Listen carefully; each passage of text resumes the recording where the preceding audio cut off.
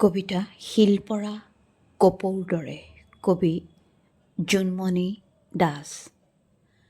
শিলপৰা কপৌৰ দৰে জঠৰ হৈ ভাবি থাকোঁ, ফুৱালেই কিয় চাকিটো নুমায়, অথবা ফুৱালেই ভমককৈ জ্বলি উঠে কিয় অঙঠাৰ জুই। জাৰত জুইয়েই অমৃত বুলি বুজাৰ পাছতো, জুয়ে চবকে পুৰে বুলি জনাৰ পাছতো, মই ভাবি ভাবি ভাবোঁ, জুয়ে কিয় পুৰিব নোৱাৰে শিল আৰু পানীক।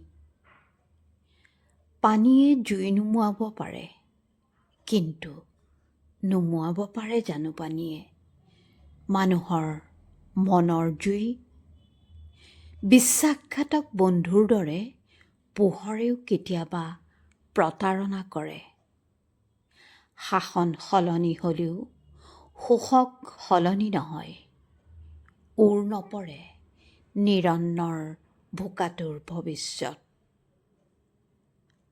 লদিয়াই ফৰমুটিয়াই বাৰে বাৰে কৰিলেও আঘাত, ফল দিয়া গছে জানো ফল নিদিয়াকৈ থাকে।